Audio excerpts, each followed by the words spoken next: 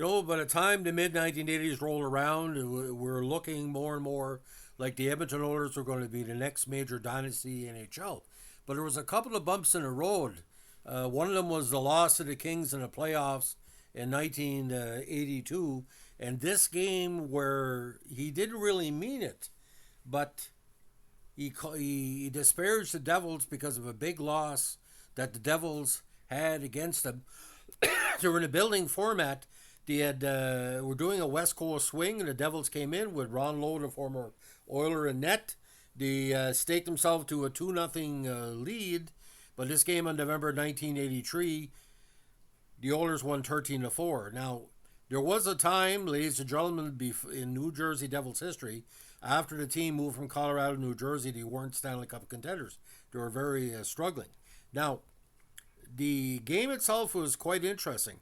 The video of this is available free on YouTube, and if you watch it closely, New Jersey was ahead 2-0 early, but from then on, Gretzky's 8 points and all the Mickey Mouse team reference really stood out. This was the quote itself.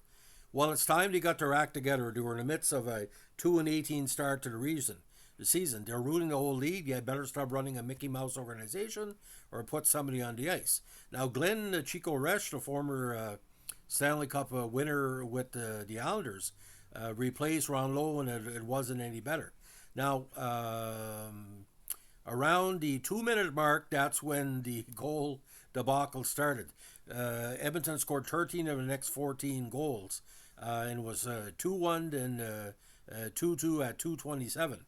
Now, it was pretty well straight sailing from there, and it was 5-3 Oilers by the 5:15 mark. So you can do the math. What happened from there?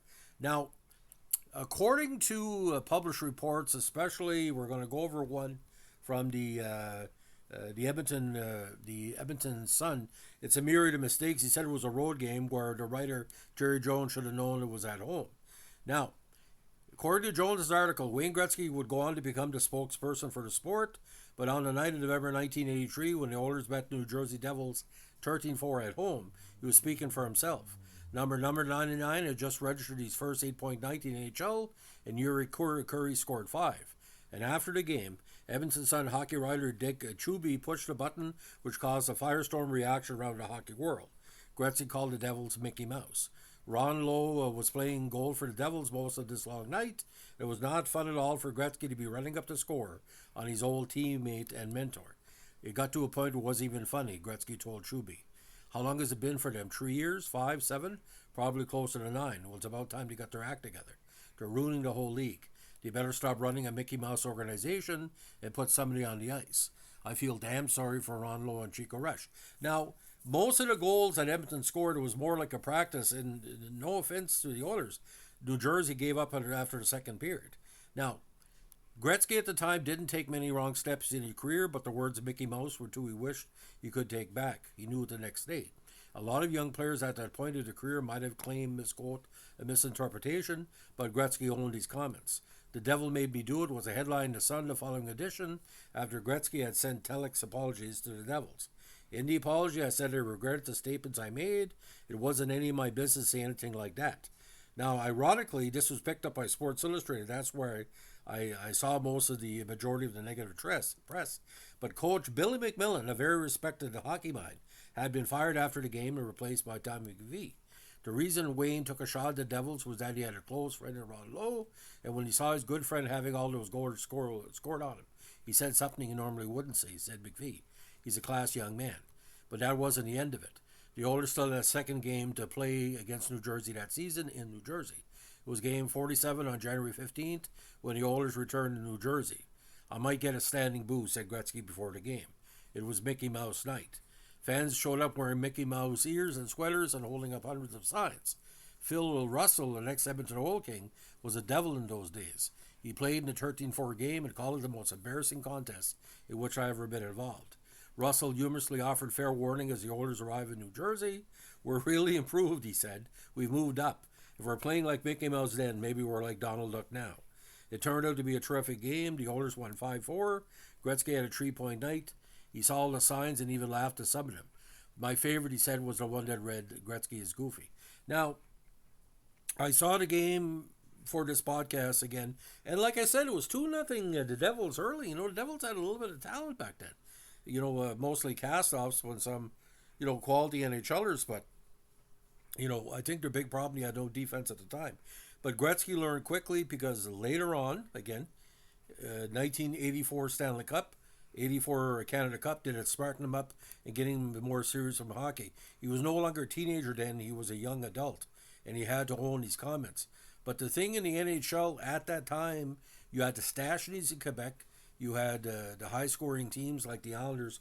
You would see a 9-2, 11-2, 10-2 game every once in a while. It wasn't commonplace for it not to occur, but 13-4.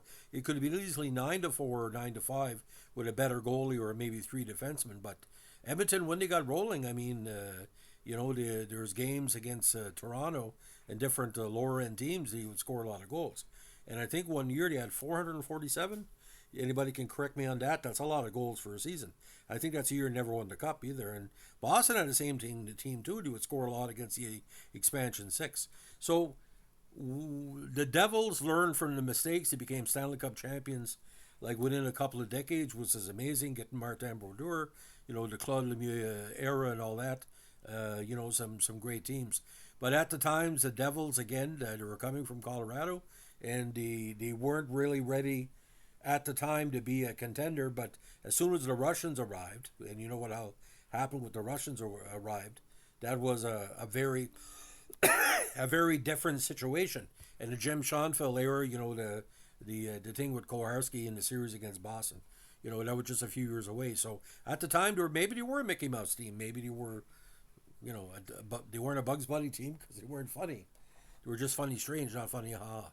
So, ladies and gentlemen, if you want to read more or see more about the Mickey Mouse game, the 13-4 contest is on there. A very, very strangely, it was a better announcer. Mike Emmerich and John Davidson got the game because I think it was an MSG network or whatever New York State sports channel was at the time. It's quite interesting because the CBC didn't do this game. I think it was a midweek because Edmonton would play home games Tuesday, Wednesday, Thursday, I think.